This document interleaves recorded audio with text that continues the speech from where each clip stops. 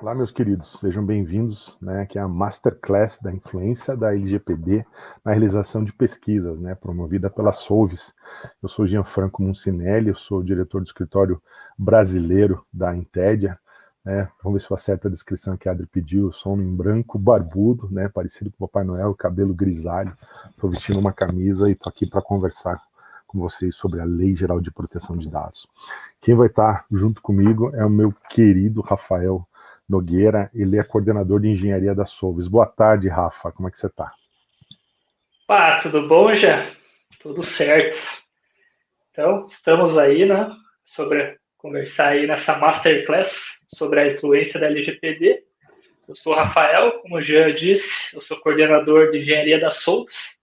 Sou um homem moreno, cabelos raspados e barbas ralas, né? E estamos aí para trocar uma ideia e mostrar na prática como que a gente implementou alguns artigos ali da LGPD na Solves.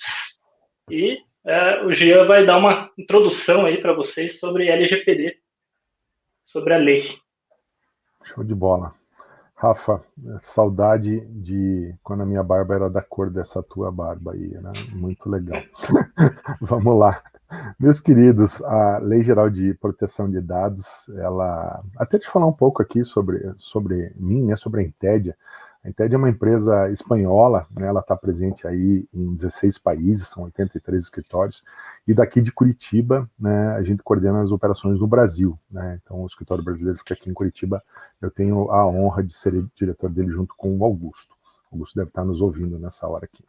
Mas um pouco sobre a lei, né? Um pouco sobre a Lei Geral de Proteção de Dados.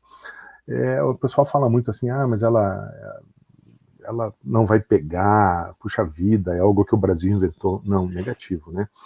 Na realidade, tem uma tendência mundial falando sobre privacidade de dados, e o Brasil está seguindo essa tendência mundial.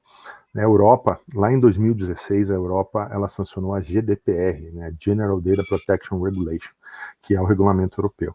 Ele foi sancionado em 2016, entrou em vigor em 2018. No Brasil foi um pouquinho depois. O Brasil entrou em vigor em foi sancionado em 2018, entrou em vigor parcialmente em setembro do ano passado, em setembro de 2020, e entrou em vigor completamente agora com as sanções no último dia primeiro, né, no domingo passado. Nós estamos gravando aqui uma segunda-feira, então faz uma semana e pouco que ela entrou realmente em vigor. E olha só, né, o Brasil entrou tarde nisso, né? A Argentina tem lei há 20 e poucos anos, o Uruguai tem uns 15 anos, e o Brasil entrou justamente por pressão do mercado comum europeu. O Brasil já tinha algumas iniciativas de lei, né? Tinha a própria lei Carolina Dickmann, vocês devem lembrar daquele evento que, né, tiraram fotos do celular quando ela mandou para manutenção. O próprio Código Civil, o próprio Estatuto da Criança e Adolescente, a própria Constituição, né, o Marco Civil da Internet como um todo, né, ele já tinha alguma legislação, mas não era uma legislação forte o suficiente. Por isso que o Brasil, né, atrás dessa tendência, ele acabou sancionando a lei. Esse aqui é só um exemplo para mostrar para vocês de algumas. Já fez 3 anos, mas eu não achei um outro gráfico tão bonito quanto esse. Só para ter uma ideia aqui da quantidade de dinheiro que já foi em multa lá na Europa, 56 milhões de euros. Então é algo que movimentou bastante, né? E aqui, né, o Brasil também, esse gráfico não achei o mais atualizado, mas o Brasil já está verdinho escuro, assim, o Brasil já está com uma regulação moderada. Qualquer coisa que vocês precisarem, né, entender sobre riscos, entra nesse site aqui da Universidade de Cambridge, vai trazer bastante coisa boa. Mas legal, né? Vamos trazer um pouco da imprensa rapidamente. Olha só, olha os nomes envolvidos aqui. Isso aqui está tudo na imprensa, tá? Tá até com o link aqui em cima, em algum lugar da tela tem o link. Mas ó, Coca-Cola, empresa de telecom, banco, cartório, banco de novo, empresa de aviação. Aqui lá na Europa aconteceu muito isso, né? Eles multaram os grandões, ó, WhatsApp, Google, Banco Inter, ou seja, bastante coisa acontecendo. Isso aqui foi interessante, isso aqui foi ano passado, né, mais ou menos nessa época aqui, junho, julho, agosto, né, a quantidade de multas aumentou na Europa. Por quê? Porque as pessoas foram para casa, foram para os seus escritórios, home office, e meio que baixaram a guarda. Então aconteceu muito vazamento, aconteceu muito problema, e as multas aumentaram. Falando na Europa, né? Aqui no Brasil, né? Olha, bancos conhecidos, Hotel MGM, Walmart, ou seja, assim, muitas empresas estão se preocupando com isso, né? E olha só, como é que elas estão se preocupando com isso? A gente costuma falar dos 3 pilares, né? Existem 3 abordagens para a gente falar de Lei Geral de Proteção de Dados. Existe uma abordagem legal, né, que é uma abordagem jurídica. Ela é super importante, mas ela sozinha não funciona sozinha. É revisão de contratos de funcionários, contratos de parceiros, né? Ou seja, é a parte legal. De novo, extremamente importante, mas sozinha não adianta. Existe também uma abordagem tecnológica, ou seja, eu preciso verificar em que condições eu estou, né, a minha empresa está operando. Então, revisão de firewall, revisão de AD, revisão de como é que as coisas estão acontecendo dentro da TI. E a abordagem de processos de gestão. Que a abordagem de processo de gestão, ela faz um amálgama, puxa que bonita ficou essa frase, né? Ela faz essa sinergia entre todas as abordagens. Porque eu cheguei a colocar no slide ali, não tem um produto único ou uma abordagem única quando a gente fala de LGPD. É que nem quando a gente fala de segurança patrimonial, né, dentro da casa da gente. A gente tem tranca na porta, mas tem a chave, mas tem uma tetra, tem aquela tranca, mas nem por isso a gente deixa a janela aberta, a gente põe grade na janela, tem o portão, tem cachorro, tem câmera, ou seja, tem uma série de ações que coordenadas, com uma excelente sinergia, elas vão trazer algum tipo de proteção. Então, isso é muito importante a gente pensar. Não existe, né? Eu sou engenheiro e na engenharia a gente fala de uma expressão que é bala de prata, né? A bala de prata é aquela que mata lobisomem, né? Não existe bala de prata para LGPD. Existe sim um somatório de posturas, né, em diversas frentes de ação que elas vão garantir uma ação, né, uma adequação específica para a empresa nesse sentido, né? Afinal, né, a gente falou um monte de coisa, mas não falou exatamente ainda, né, sobre a lei, né? É interessante que ela fala dos meios físicos e meios digitais. Calma lá, Gianfranco, para tudo. Meio físico também? Sim. Ou seja, dados pessoais que estejam em meios físicos, papel, né, aquele atestado que fica, né, voando lá na mesa do RH, eu tenho que prestar atenção nele, eu tenho que prestar atenção naquele currículo que fica lá na mesa da recepcionista, ou seja, tem vários tipos de dados que eu tenho que prestar muita atenção. Mas afinal, né, o que são esses dados, né, pessoais? Eu coloquei aqui, ó, nome, idade, gênero, endereço, data de nascimento, profissão, tudo isso é dado pessoal. E aí entram em ação os dados pessoais sensíveis. O que são os dados pessoais sensíveis? São alguns dados que eu preciso mostrar uma proteção extraordinária, né? Uma proteção maior. Então, origem racial, étnica, convicção religiosa, opinião política, filiação a sindicato, organização de caráter religioso, filosófico, político, dados referentes à saúde ou vida sexual, dado genético ou biométrico, né? Então, hoje, aquela maquininha bem aparentemente inofensiva, onde a gente coloca digital para marcar o ponto, né, ela merece uma outra atenção, né, perante a Lei Geral de Proteção de Dados. Eu passei correndo ali por um slide, né, vou deixar ele para voltar aqui. Opa, cadê? Está aqui. Sobre controlador e operador, né? Controlador é quem faz a aquisição dos dados. E operador é quem faz algum tipo de operação, algum tipo de transação em cima daquele dado por determinação do controlador. Puxa vida, explica melhor, Gianfranco. Explico sim. Imagina que você contrata uma empresa para fazer folha de pagamento para a sua empresa, por exemplo, né? A sua empresa é a controladora. Por quê? Porque ela faz a aquisição dos dados, né, dos funcionários. Quando ela passa um arquivo para essa empresa de folha de pagamento, que é o operador, o que acontece, né? Os dois, controlador e operador, para a lei, eles são responsáveis, eles respondem de forma solidária sobre qualquer coisa que aconteça nesse momento aí, nessa transação de dados. Ou seja, a lei não quer que fique empurra-empurra. Tipo, Rafa, é coisa tua. Não, Gianfranco, é coisa tua. Assim. A lei não quer que isso aconteça. Ela quer que, inclusive, um lado fique policiando, fique auditando o outro lado. Para quê? Para ter garantia de que as coisas estão acontecendo. Que coisas, Gianfranco, né? O que você está falando dessas coisas? É basicamente o ciclo de vida dos dados, né? É direito do titular dos dados. Quem é o titular dos dados? Somos nós como pessoas físicas, né?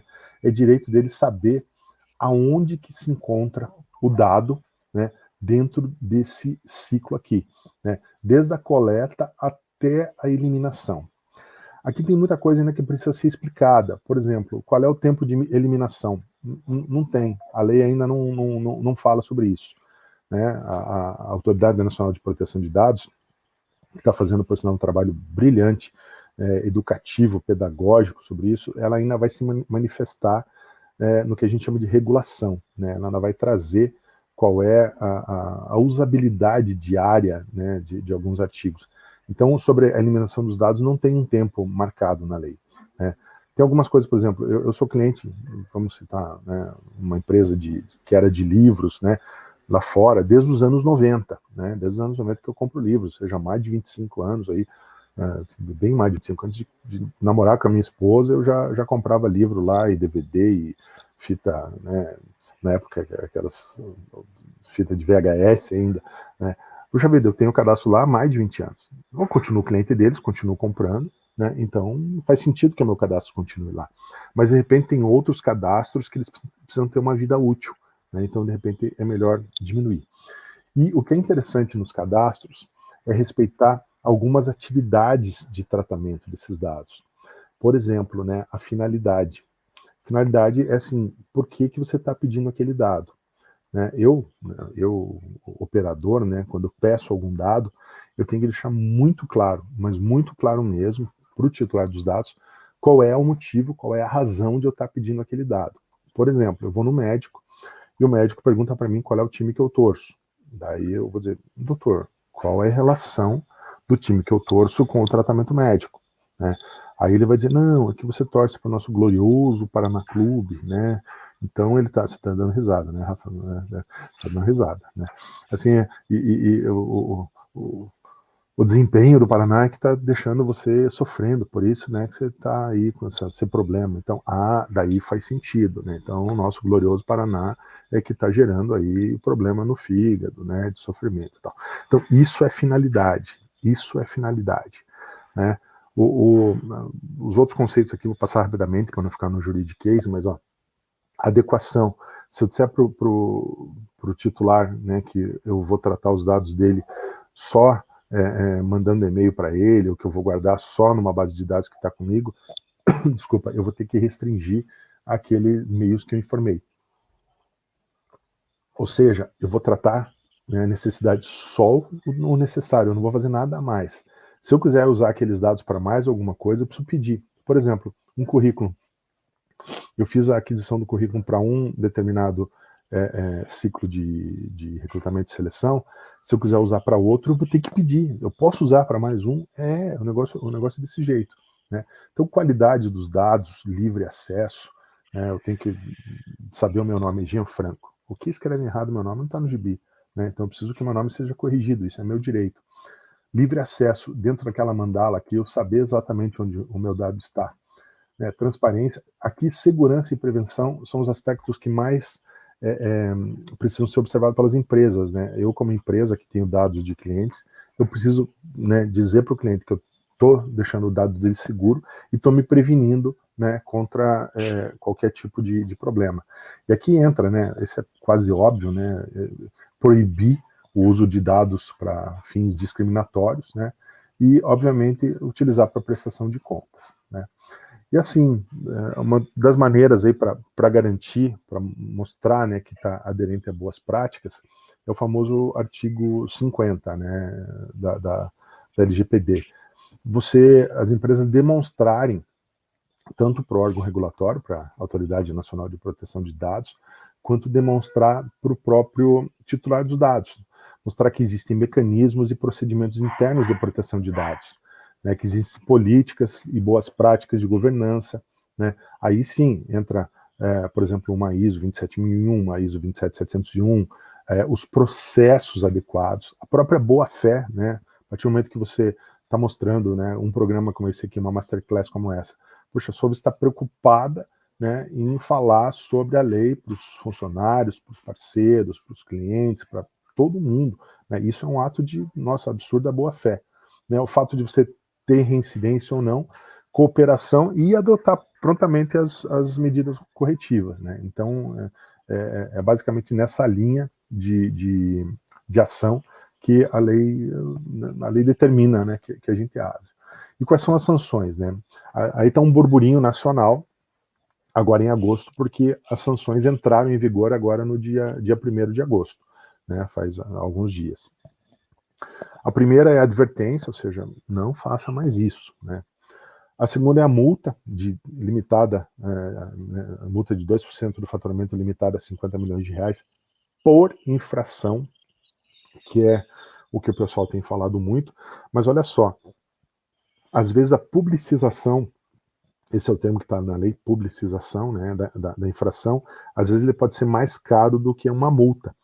E olha só a última aqui, ó, eliminação ou bloqueio do tratamento de dados. Você imagina uma empresa de e-commerce ou uma empresa que trabalha, né, com pesquisa, por exemplo, sofrer uma sanção dessa, de eliminar ou bloquear o tratamento dos dados, né? Fecha a empresa.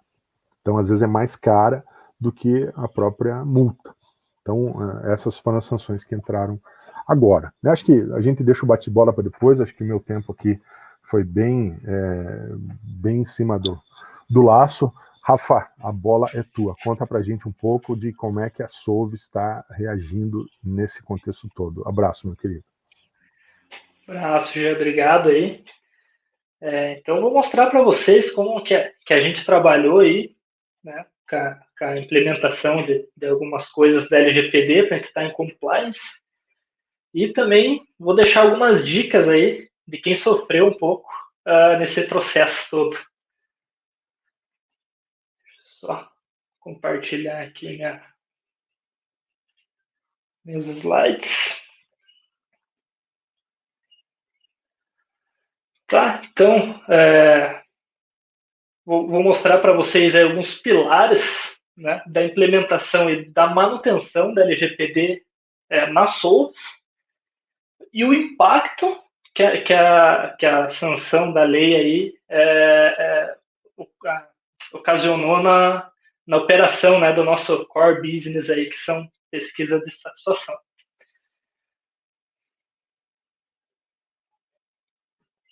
Uhum.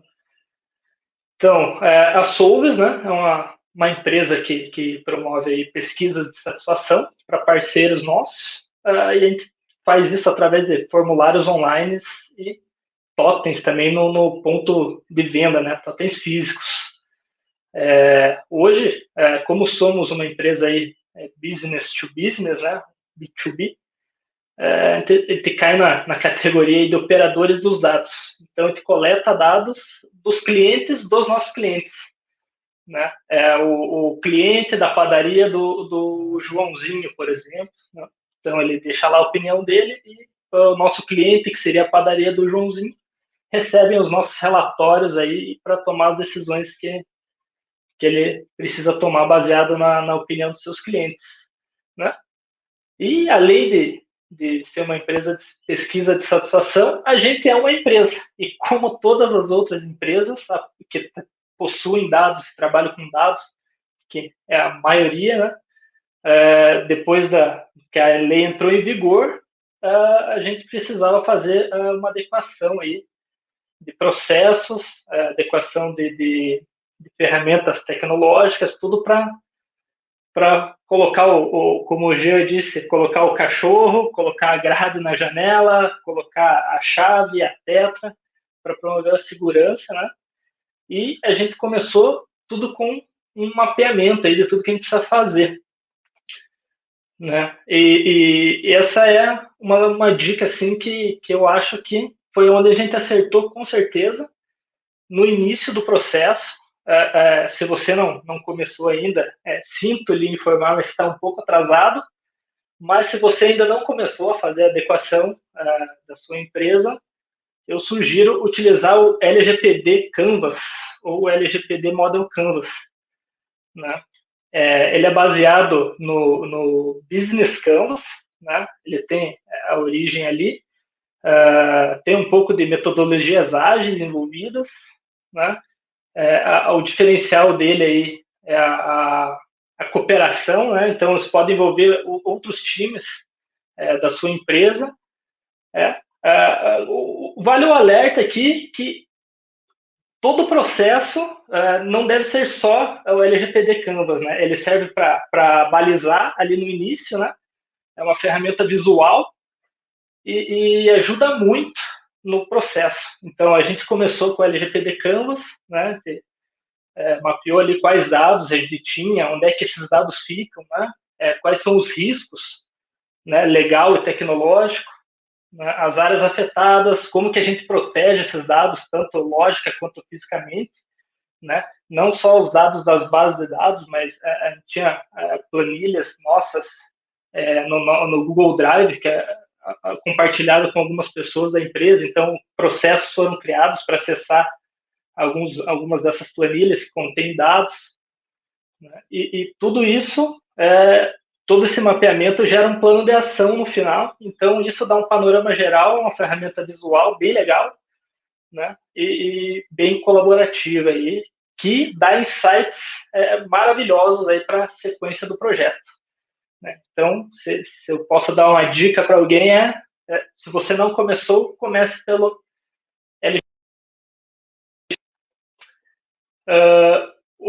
agora eu vou explicar alguns pilares que a gente usou aí, né, da lei, para tomar algumas decisões e ajustar aí o nosso processo e nossas ferramentas aí para estar de acordo com a lei, né? E posso até considerar como sendo checklists aí de implementação da lei, né? Então, a gente se balizou em 6 pontos, que é o consentimento, o direito de acesso aos dados, direito de esquecimento dos dados, segurança, documentação e revisão de contratos. Eu vou entrar em detalhes em cada um desses pontos aí, né, para explicar melhor como que foi feito e como que funciona cada um desses pontos, né? No caso do consentimento, né? Então, se o dado pessoal, seja ele sensível ou não, né? Acho que o Jean explicou bem aqui que seria um dado sensível ou não.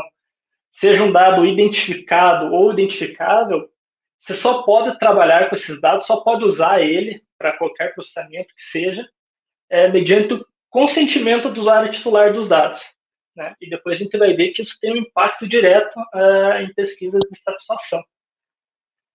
Tá? Então, se você usa o dado de alguém, esse titular dos dados, além dele aceitar compartilhar, você tem que deixar claro para ele o que você vai fazer com os dados dele, né? Outro pilar aí, né, é o acesso aos dados, né? Então, o usuário titular dos dados, né, ele tem o direito de copiar, transferir, editar os dados, né, a qualquer momento, e a gente não pode dificultar esse processo, a gente tem que facilitar isso. A qualquer momento, alguém que compartilhou os dados com a gente, ele pode transferir, editar, né? E a parte de exclusão é ter um pilar só para ele, porque é um pilar bem importante, que é o próximo, que é o direito ao esquecimento, né? Então, o usuário titular, né, ele deve facilitadamente também conseguir solicitar o esquecimento dos seus dados, né?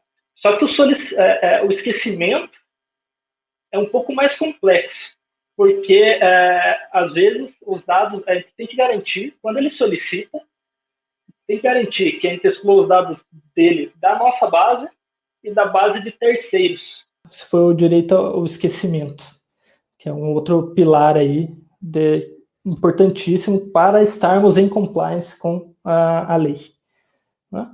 Segurança. Então, segurança é algo importantíssimo. Se você na sua empresa aí não tem um orçamento destinado à segurança, você vai ter que começar a ter, porque é isso que garante não, previne, né? Porque a gente não consegue garantir 100% que você vai ter um dado vazado, alguma coisa, mas é sinônimo de prevenção, né? Então, acho que segurança de todos esses é um dos pilares mais importantes e é algo que vale muita atenção e vale também a destinação de orçamento para esse tipo de atividades.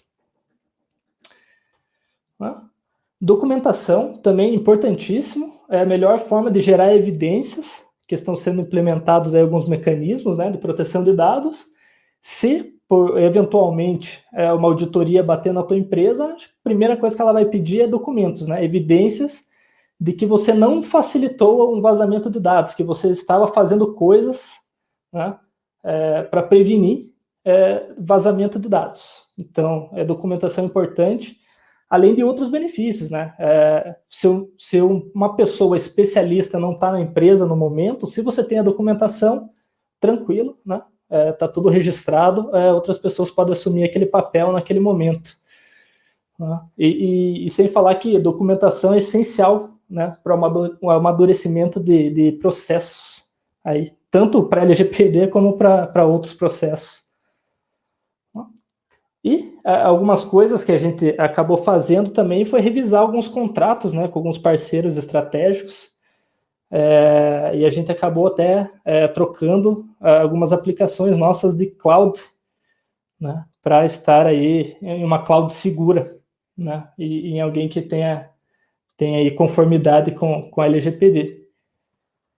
Então foram esses 6 pilares aí que eu chamei ali de checklists, né? São coisas que a gente precisava fazer ali, minimamente, para estar aí de acordo com a lei. Como que se impacta a operação aí das Solves, né? E com pesquisas de satisfação, né? Pensando aí no nosso core business. Então, posso dizer aí, grosseiramente, que a gente tem 3 atividades macro aí que a gente usa, que a gente faz com os dados, né? A primeira é coleta, o segundo é armazenamento, e o terceiro é o processamento, né? E em se tratando de pesquisas, 90% dos nossos questionários não estão cobertos por LGPD. O que isso quer dizer?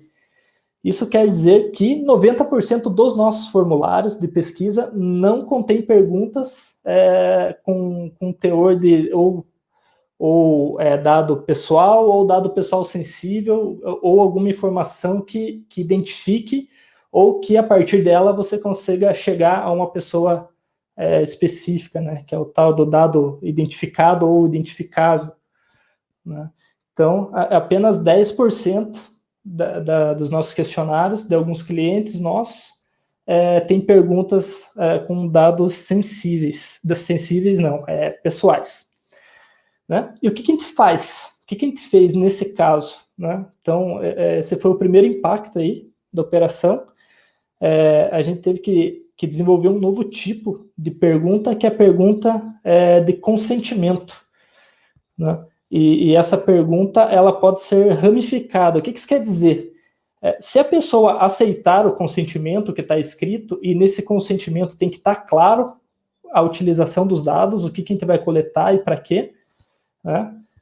Se a pessoa aceitar, aparecem as perguntas de pessoais, né? que o nosso parceiro, no caso, quem está contratando a gente para fazer a pesquisa, que é extraído do seu cliente final. Né? Se a pessoa não concordar, não consentir em compartilhar seus dados, a pesquisa segue normalmente, e não não aparecem as perguntas que solicitam dados pessoais ali do cliente final. Então, isso está aí na coleta de dados, né? que para o nosso business aí é uma das partes mais importantes, que é onde a gente consegue aí, obter bastante riqueza aí, né? Nos nossos relatórios. Então, depois de coletado, a gente tem que armazenar esses dados, né? Só que esse armazenamento é controlado. Então, apenas pessoas estratégicas da empresa tem acesso aos dados de clientes, né, os dados coletados, né? Elas só têm acesso após a assinatura das NDAs, né, e contratos de confidencialidade, né, tentando também prevenir aí algum vazamento, até por má intenção, né? Então, tem essas coisas contratuais aí que nos ajudam, né? A gente transportou aí tanto nossa aplicação quanto a nossa base de dados, aonde estão os dados aí das pesquisas para clouds seguras, né? Hoje a gente está com tudo isso aí na AWS, na Amazon. Então eles têm uma política boa de segurança. E os backups, que são coisas importantes, que às vezes a gente não se dá conta, né? Estão armazenados também em locais seguros, né? Então tem cópias aí na Amazon e em servidores aí, onde quase pessoas controladas aí têm acesso, né? 3 ou 4 pessoas no máximo. E a atividade fim aí é o processamento. Então não adianta nada de coletar e armazenar se a gente não processar esses dados, né? Mas mesmo na hora desse processamento, a gente tem algumas políticas aí de segurança contra vazamento de dados, né? Então, no nosso cliente, recebem relatórios apenas pessoas estratégicas e autorizadas, certo? E ainda assim, algumas dessas pessoas estratégicas e autorizadas recebem relatórios com dados pessoais anonimizados, né? Ela só vai receber esse dado completo mediante a assinatura aí de um aditivo contratual, onde a nosso parceiro autoriza que aquela pessoa receba o relatório completo, né? Sem nenhum tipo de ofuscamento de informação. Então esse é o impacto, esse é o maior impacto aí na nossa operação e no nosso core business, que é a pesquisa de satisfação. E coisas legais aí, links úteis. Vou deixar uns links úteis para vocês aí, né? O primeiro é o tal do Enforcement Tracker. O que é isso, né? Então é um site, né, que lista as penalidades já aplicadas da GDPR. Então é um dos lugares que eu mais aprendo assim, como melhorar assim, processo, porque foi aonde deu o chabu, né? E você começa a entender melhor assim os critérios e algumas coisas para melhorar os nossos processos aqui também. Então são as multas, né, aplicadas aí na União Europeia. Outro link, né, eu mostrei o LGPD Canvas para vocês no início, e aqui eu vou deixar o link aí para vocês do site do LGPD Canvas, cujo fundador, o inventor aí, né, depois de muitos estudos, está com a gente aí na live, né? Então o Jean Franco aí, ele foi uma das pessoas que colocaram o LGPD Canvas aí na prática, desde a concepção, né? E tem um artigo que eu acho muito interessante, que eu acho que todo mundo que trabalha com dados deveria ler, que é um artigo que está no site The Economist. É um artigo que fala que o maior bem do mundo hoje não é mais o petróleo, e sim os dados, né? Então, cuidem bem dos dados dos seus clientes. Então, acho que vale a leitura a todos.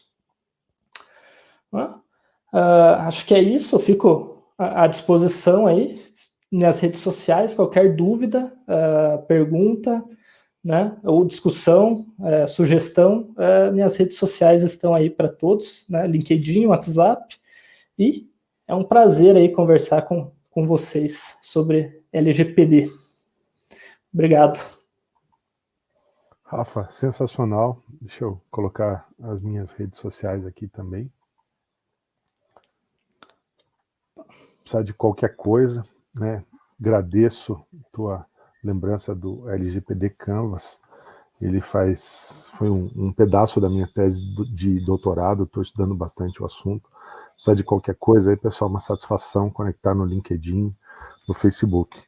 Rafa, tua apresentação foi sensacional, porque ele mostrou o quanto a Solve está preocupada e o quanto a Solve está preparada para trabalhar com esse assunto, tá? O assunto é assim, de extrema importância, de extrema urgência, de extrema relevância, né? E, de novo, né, mostrou a preocupação da Solves, da tua equipe, do Leonardo, do Eduardo Peters, tá? De todo mundo, né? Da Adri também, né? A Adri está promovendo esse papo sensacional, né? De, assim, mostrar que a Solves está preocupada com ela, com o cliente Solves, mas está preocupada em espalhar essa mensagem também para todo mundo que esteja interessado, que esteja ouvindo a gente. Né? Queria agradecer do fundo do meu coração, em meu nome, em nome da Intedia, e se Rafa me permitir, Adri, agradeço em nome da Solves também. Tá? Um abraço enorme e se cuide, como o Rafa falou. Se ninguém fez nada ainda, já passou do tempo, está na hora de fazer. Um abraço, tchau, tchau. É isso aí, queria agradecer aí o Jean, acho que deu um match muito bom aí as apresentações, né? A primeira introdução e depois como a gente fez na prática aí, né? Com a ajuda aí do LGPD Canvas no começo, acho que isso foi fundamental. E também me coloco à disposição aí para quem quiser conversar comigo sobre o assunto. Foi um prazer participar dessa Masterclass e obrigado a todos.